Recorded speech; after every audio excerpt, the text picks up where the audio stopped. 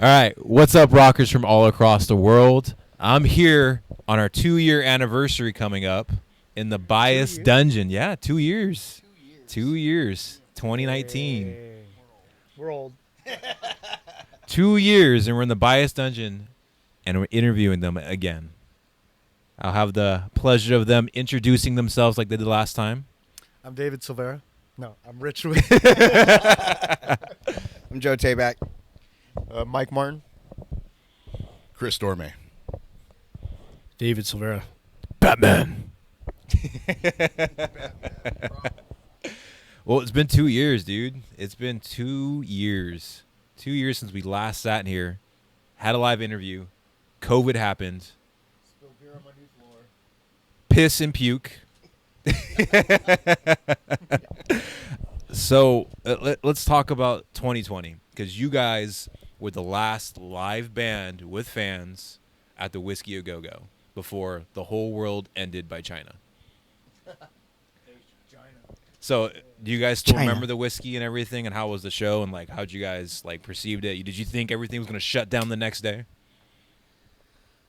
I mean, basically, we knew something was happening at that point, and we kind of had everything set up out of nowhere because we got hit up to do this showcase, and we were kind of going through a lot of changes just to make it happen in a small amount of time. And then after we got the slot and everybody at the Whiskey was taking really good care of us and making sure that we could go on when we needed to go on, and to have everybody come out, within that 2 weeks, a lot changed.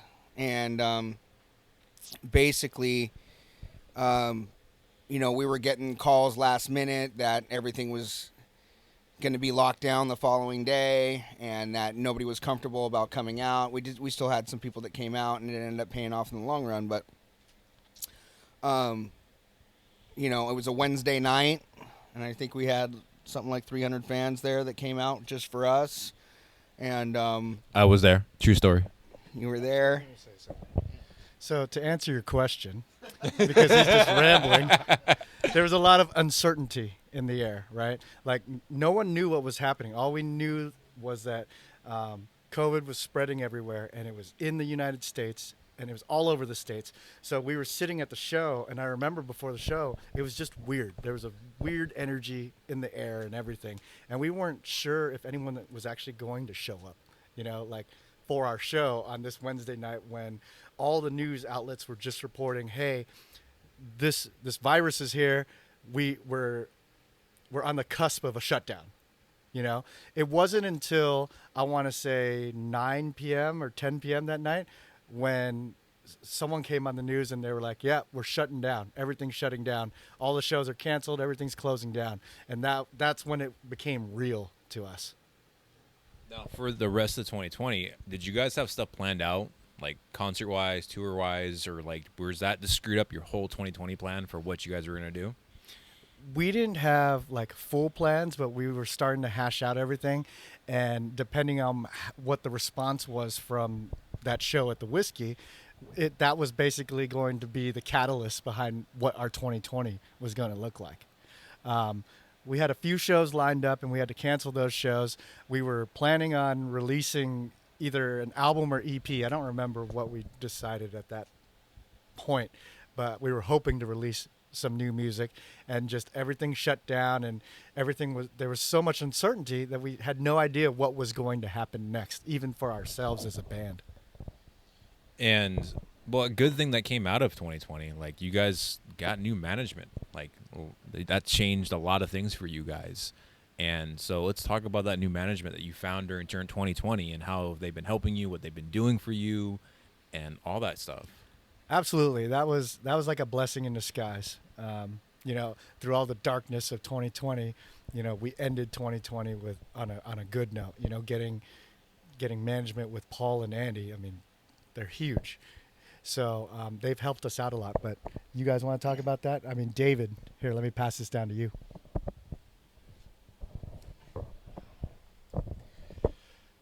So we got Paul and Andy to manage us, and it was probably 2 or 3 different scheduled times for them to come see us or listen to us live.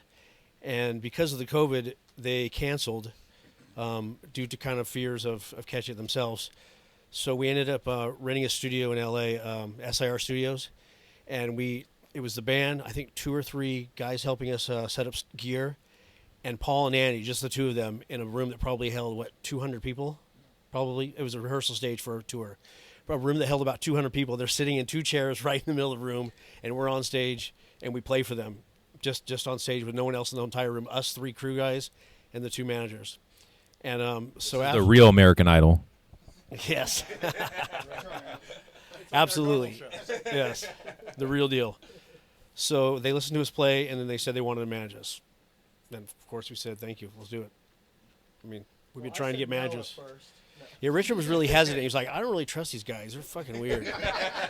And he heard some really shady shit about Andy and Paul. And I backed it up. I confirmed it was all true. And then we said yes. Well, do they have anything planned for you guys coming up in this year in 2021, like festivals, shows? Because now they're coming back. Thank God. So is there anything, like, are they getting you on some big festivals, some big tours with people? Slipknot. We're in the talks of doing something, and with everything opening back up now, there's nothing set in stone. There's been some names thrown around of possibilities of something that we might be able to get on or go out on, but there's nothing set in stone yet. But we do plan on getting out to play. Hopefully on a tour, even if it's just a small thing for 2 or 3 weeks or something, in September, October, beginning of fall is what we're hoping for.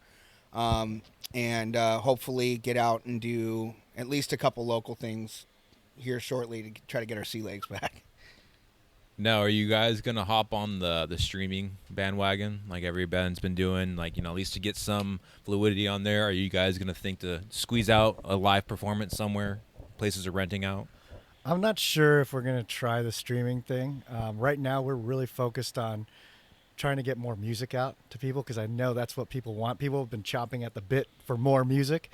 But what we're going to do, like music-wise or I guess live footage-wise, is this room that you're in right now. We're trying to set up all of our GoPros, and we're trying to figure out how to get a feed from our in-ear monitor board into the GoPro footage. So that's what we've been working on. Obviously, there's been some hiccups along the way, but we're going to get it figured out eventually.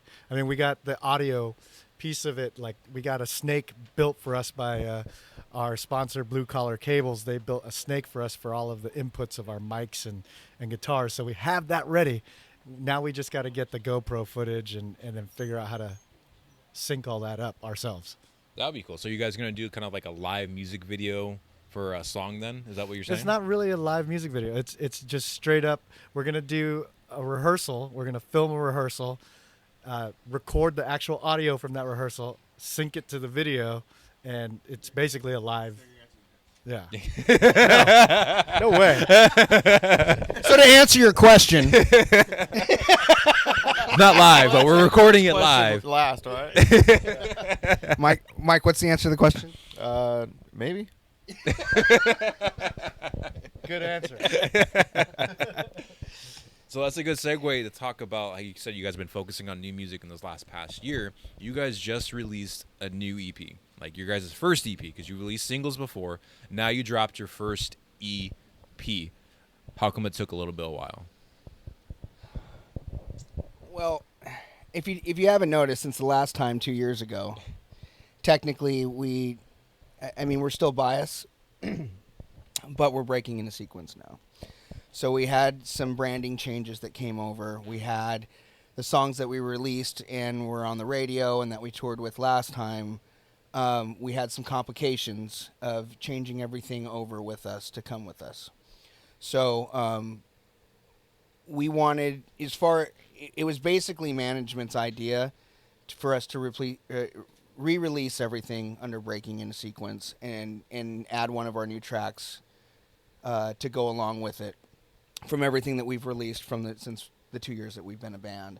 So that's where Acronym came in, and that's how we came up with the name of it. Rich came up with the name of it just because everybody kind of knew us as Bias in the beginning, and breaking into sequence is an acronym for Bias. So that's the beginning stages of that, and we still have a bunch of music that we really want to release, and we want to get out as soon as possible. So we have like the stage 2 of this EP, which is gonna hopefully be dropping sooner than later, summertime-ish. Okay. Now we're in this 2020 also made everybody go to streaming. Everybody had to. I mean, we're already doing that in general, but now Spotify and Apple Music are like the big, largest tyrants in the streaming industry. Do you think this is what's going to be dominating for you guys going forth now? Less physical copies of stuff, but all streaming, getting on playlists, getting on multiple platforms so people hear you all over the world? I say yes, because we're trying to drive those numbers up right now as we speak, because those numbers speak volumes out there, and that's what people are looking at these days. Although, artists don't make that much money off of streaming. I think we made like 10 cents, right? 10 cents, a dime? Yeah. We split 5 ways. Yeah. So we're rich? No. No, but I mean, we're going to release some physical copies too, just a throwback to the old school, I mean, that's where I came from. I came from the physical copy days. You can't sign a digital stream. And people that are true fans of the artists always want physical copies of the people that that they're supporting. So we've been asked for physical copies, so we're that's coming right around the corner. But anybody that I've always been a fan of, it's I want something physically that I can look at, and if I meet them in person, that physically I can have them maybe sign, and that's the way I've always been. So, but as far as it steering towards that in the future, I mean, streaming is pretty much where everything's at. I mean, we were just talking the other day about, he doesn't have a CD player in his car. You know what I mean? I don't have a CD player in my car, but I still have one at home. So it's just, it's kind of where it's going. I do know Apple Music and Spotify has been pretty supportive of us, and we've been on some playlists, and we appreciate that, and we've them helping us get our name out there, which is awesome. But I would say that's probably where it's going.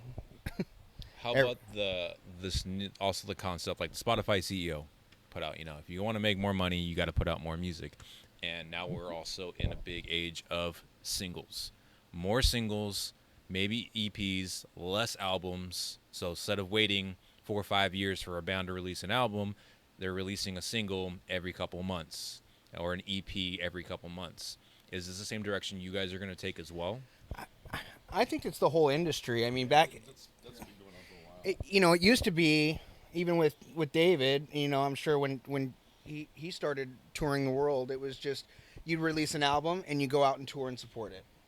You release an album, you go out and tour and support it.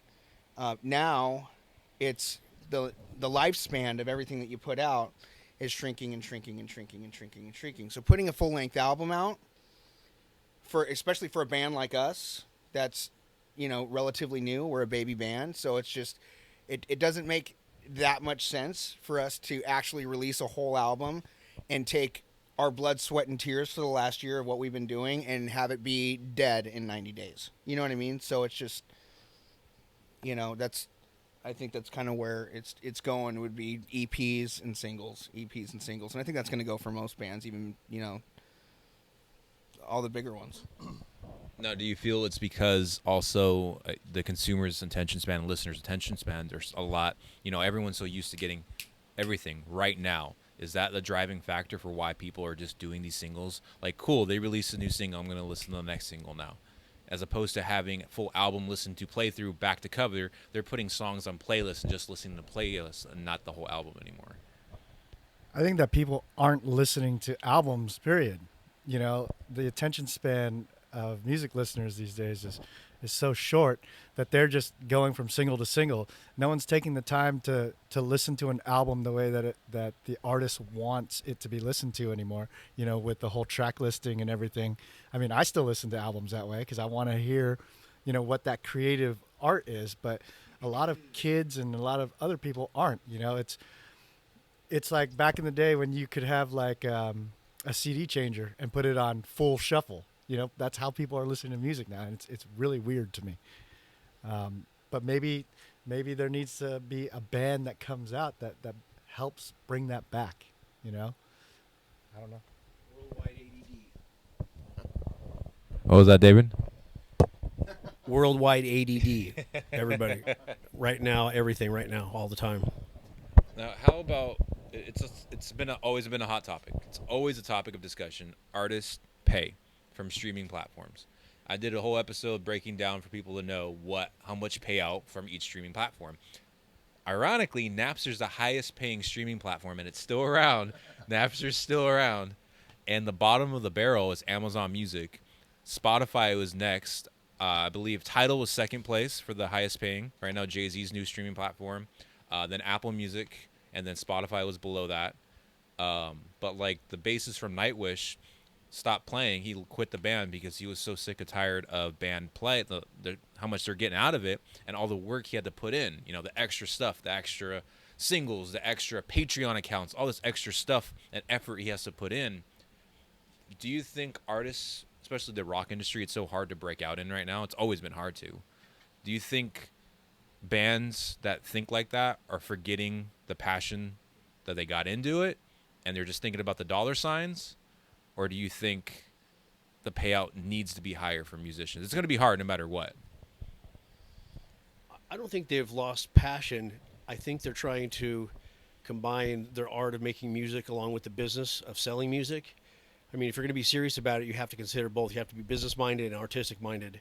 So there's really no way around it unless you just don't really care about being successful. But if you want to be successful, you really have to address it all from all angles. And unfortunately, is going towards low-paying, pennies on the play for singles, which I don't think any artist is really happy about. But I mean, all these platforms have been introduced now. Now you're never going to take it back. So it is what it is. It's never going to go away. So you just have to adapt or go away.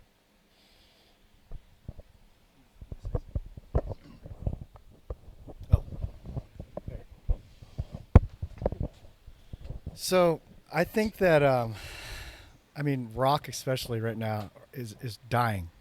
I mean, it really is. If you look at the Grammys and everything, like the rock portion of that wasn't even televised, and Body Count won an award. You know what I mean? Like, we're not going to say anything about that. Still, all just rock bands in general are dying. Everything's electronic now. Everything's electronic. Everything's hip hop. Watching the Grammys from the portion that I watched of it, I was just sickened.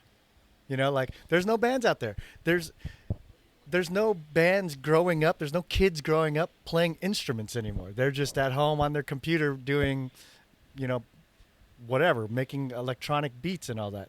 So it's going to be even harder now for all rock to even break out. Well, the caveat on Go at 180, I forgot who it was. It was on Revolver or Metal Injection. They posted. I forgot what guitar player had. It was somebody. It was either from Mastodon. I think it was from Mastodon, and he was praising things like TikTok because he's saying now it's making people practice more on guitar.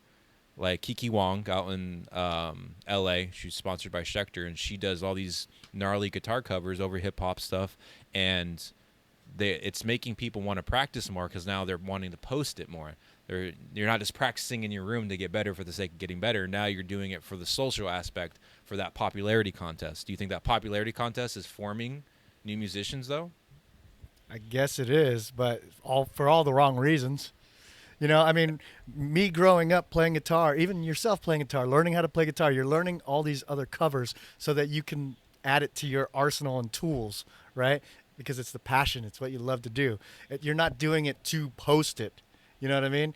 And I think that's when you get more creative, is when you're practicing and you stumble upon something like, oh, I really like that chord progression, or I like how they use this technique when they sing this. You know what I mean? You don't get that anymore. Now you're just like, oh, I'm gonna do this to try to be cool. It's weird. It's weird to me. Yeah, I agree. Maybe Joe can caveat on that.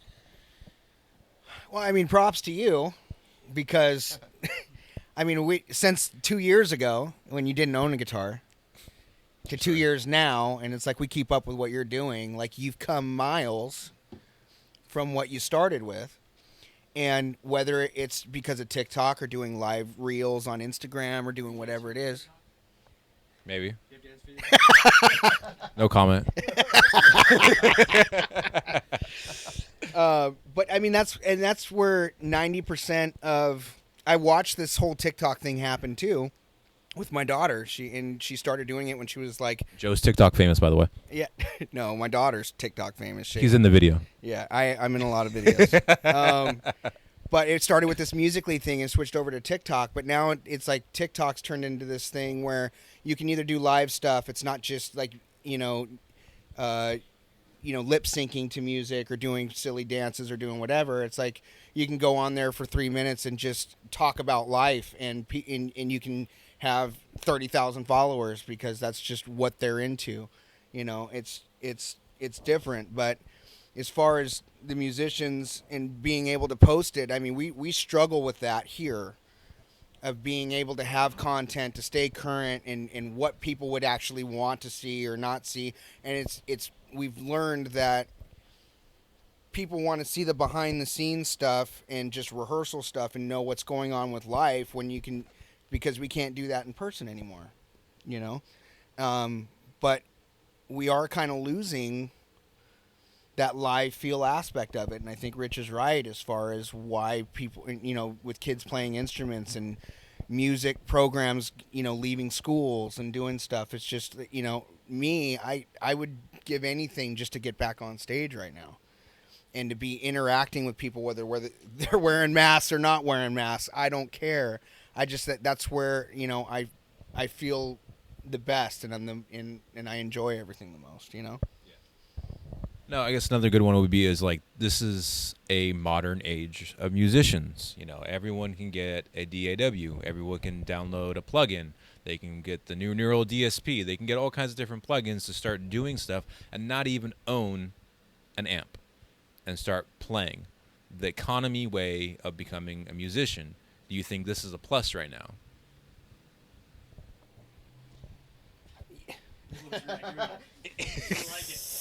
Yes and no. To become a musician? I don't think there's a bad way to start, or whatever you get your hands on to get going. So I don't think it's a bad thing at all. These people are picking up instruments.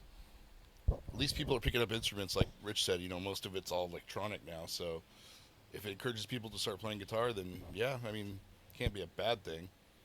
Yeah, no, it's definitely not the same as going and buying a $2,200 head. Makes a boogie head when you want to play guitar, but for sure, I mean. But it's now allowing people to. But I don't think that the payoff is there, right? For these kids to dedicate themselves to get really, really good so that they can get up there and get into the band sphere, right?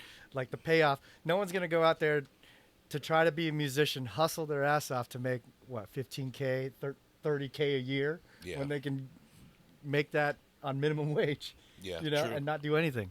I mean, that's the payoff. It's weird. Well, it's also like you have to go into the mindset knowing that you may not get rich and famous, and I think that's why there's so many bands. So much music has came out in 2020 and 2021 now. How much music, Wolf Van Halen released 2 new songs already, and not doing it for the sake of the money, just doing it out of the passion and love. Right, but he's been there. Yeah. You know what I mean? Like, he's been in the music industry. If he's been in the music industry, if he was like, let's say, a 16-year-old kid right now, who knows if he would really do it? And if he wasn't Eddie's kid, He'd been working on that stuff for a long time too. Yeah, a lot of that stuff had been written for like 4 years. Wolf Van Halen. So, it just after his dad passed, he decided to start moving forward. And it's just also interesting to see on the progression of 2020. What forced everyone had to pivot. You know, social media had to get its highest point because what else can you do?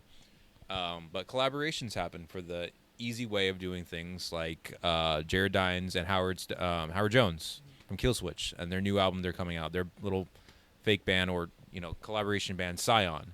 And if they're never going to tour, probably not. But they're releasing music together just for the sake of music. So that's a lot of people are doing that now. They may never tour together. People may not ever play their music live, but they're making their music from their house and home studios Yeah. and getting it to people, and people are listening to it. Oh, that's great. Yeah, I mean that's great, and we're talking about doing some collaborations with some other people right now, which is all cool. And will we ever play it live? Probably not. You know what I mean? And it's all fun and good for the music.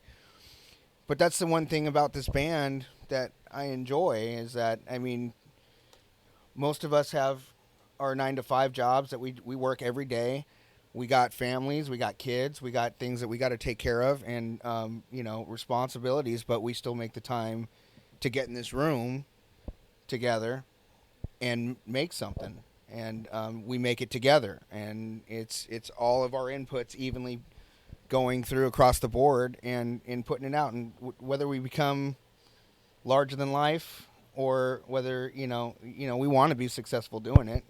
None of us want to work our 9-to-5 jobs, but we just got to get to where we got to go, and we're enjoying what we're doing while we're doing it.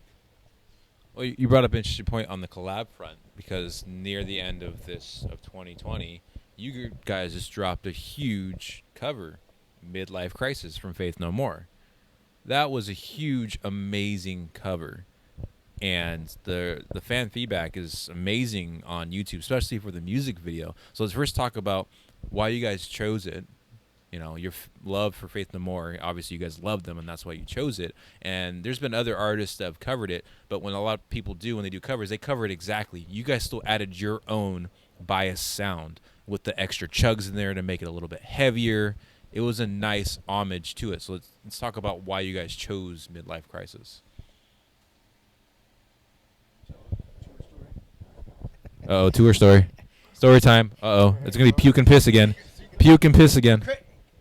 David, Chris, and I wanted to do a cover from Faith No More even before,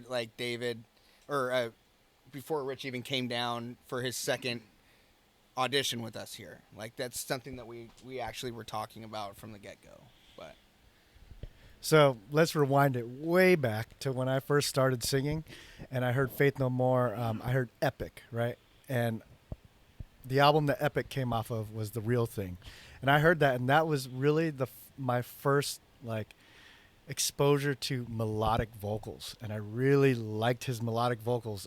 And I remember trying to sing that when I was really young, and I was like, "There's no way I could ever sing this," So I can't sing this, but I continued to listen to Faith No More, and Mike Patton was such a huge inspiration to me, because of his melodies. So then fast forward, I auditioned for this band, and right after these guys asked me to join, they're like, "Hey, I have an idea. Let's do a cover. Let's do a Faith No More cover." And I was like, "No way. No way. Joe, you're smoking crack."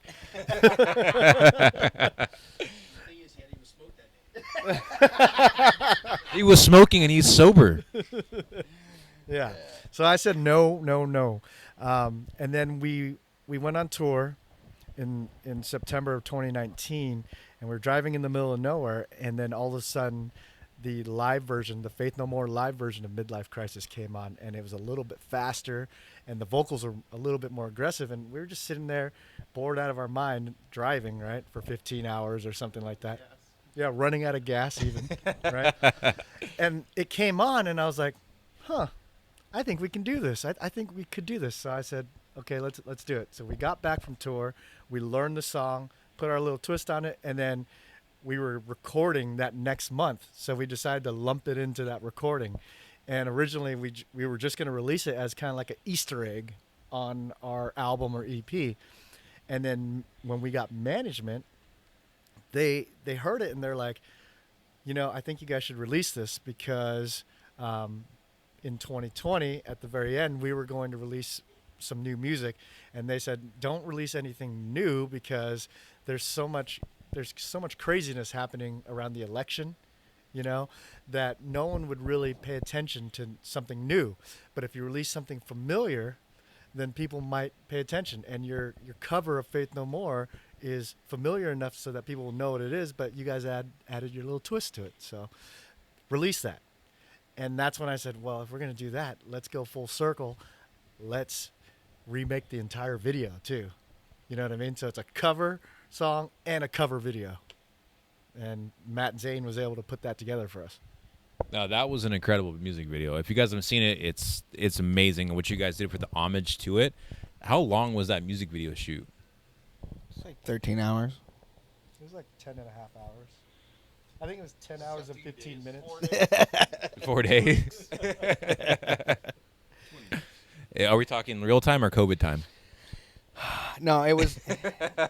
We were there all day. He found a great location, and we ended up being able to get everything that we needed from that location, and at least to try to pull off his vision of what we could do to redo that video, because that was a huge budget video, and the way that they filmed it was very cool and eclectic, and the way they did shutter speeds and all the light, and they're just like running around crazy with flares and all that stuff, and it's like with COVID and most people wearing masks inside and like having live fire and all kinds of stuff to inside, it was just kind of hard to pull off. But I think we I had a blast doing it, and I think we did a pretty good job. Everyone brought their horses, but we couldn't use them. Yeah. What was that, David? They wouldn't let us bring them in the studio. They wouldn't let us bring the horses in. Hey, you could have done like a remix, make it a White Pony, Deftones. Well, Stallions, I love that band. It's interesting now. I think Wild covers Stallions. have been getting a lot of more recognition now. Bands are doing more of it, and some are doing them well, and some are doing them not so well in the sense that, again, they're just copying the song, playing the song exactly how they sing it, and no uniqueness flair. Cool, you did a cover, but not a unique flair. But a band I think that does it really well is Our Last Night. And that's like they're known for all their they've done crazy covers of Taylor Swift, and they make it like their own metal version of it, and they're more popular because of their covers. Do you think this is an avenue that you guys could take too as well if you wanted to, like another artist that you grew up listening to, bring them to light that maybe people aren't talking about, but do it your own biased twist to it? We're thinking about doing a Madonna song. Fuck yeah. No, I don't think. Is it like a plans virgin? For any more covers It's got to at be this like a point. virgin. I mean, we've played around with some more pop covers, I think we really like doing what we make together as a band. We all have our separate influences, and to pull one out every once in a while and then do it our way, I think would be awesome, and we've done it. With other things, it's just not, it might be a little something that we just do live here and there as a surprise or something, but Yeah, so what Joe said. I think if we do another cover, it's going to be a little bit later. I'd like to get some of our own personal catalog out before we dive into another cover. And plus, I'm so sick of doing covers. I do covers. I do covers on my own just for fun, just to learn new things and new techniques. So if you look at my social medias, all through COVID, I'm doing covers like at least once a month, right? yeah. Yeah. So. Yep. Jonas Brothers. No. Well, that's great for like going into now for the rest of the year. New music wise, what's in the pipeline for you guys? Another EP. Is there a code name for it? Is it like acronym part 2? We're still arguing over that. Yeah, we're still arguing. No. It's gonna be biased like reverse. Saeed. We We're- played a show under Are you gonna pull a Tool, Saeed? Get people thinking again. We're gonna. We still have to release another single off of Acronym, so we're gonna do that, and then we're going to really plan out our second EP release, and then outside of that, we're gonna continue writing for hopefully what becomes our debut album or third EP depends on really what management says. Yeah, if you look at this board up here, I mean, we've been busy. You guys can take a Snapchat of that. A Snapchat of that. There's no names up there. Yeah, the song's called Intro, and then there's Heavy.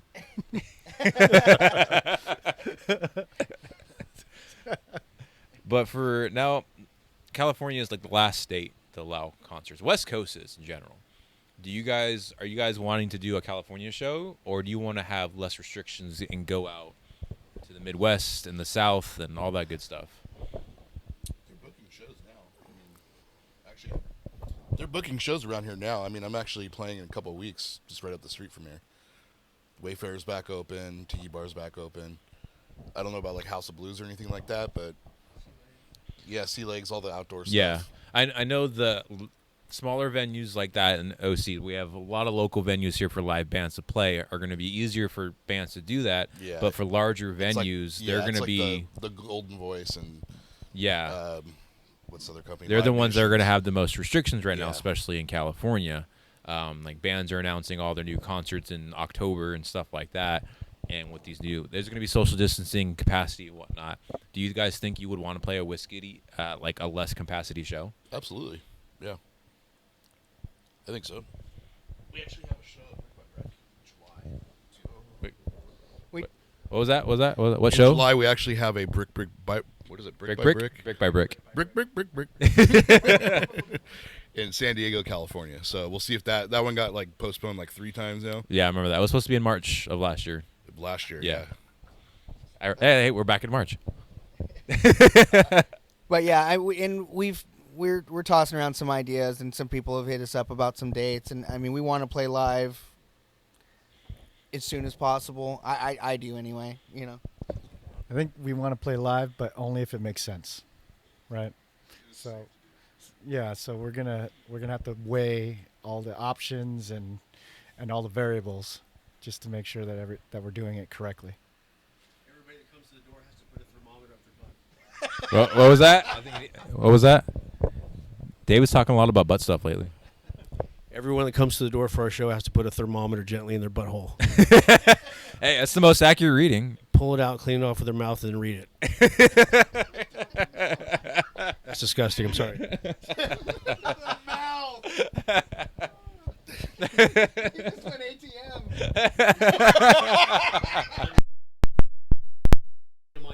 ATM on yourself. Social distanced. Well,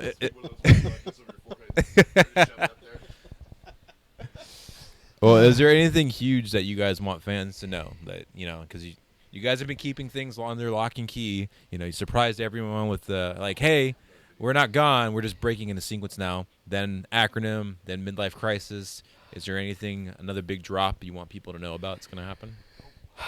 So yeah, our last track on Acronym is called Anything But Right, and we just been spending the last month getting things together. We just shot a video for it, and we plan to release that soon, way sooner than later. Ooh. And it could happen at any time. Yeah, that's just how we do it. So it's going to happen tomorrow? It's not gonna happen tomorrow. Oh. Maybe in like 5 years. 5 years? And it's not the last track on Acronym. It's just our last single that we're gonna release off of Acronym is Anything But Right. The last track on Acronym is Delusional. FYI. He You mean keeps that last he track keeps that we the thing on haven't shuffle. released. That's why. And it's the It's only. not, he's not listening in order. It's the only one that. You're not making us money, Joe. It's the only one that doesn't have a video out yet. So everything else in the album has a video and everything up on YouTube. That's the only one that's not, I believe. That's what I meant. Dicks. Good save. Good save.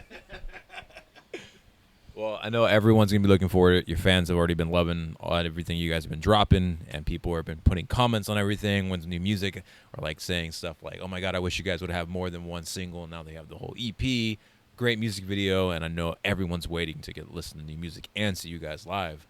So it's gonna be hopefully another big year for you guys and bringing some fire back into 2021. I hope so. And stay tuned for our phase 3 stuff, because I think we finally hit our stride in music writing.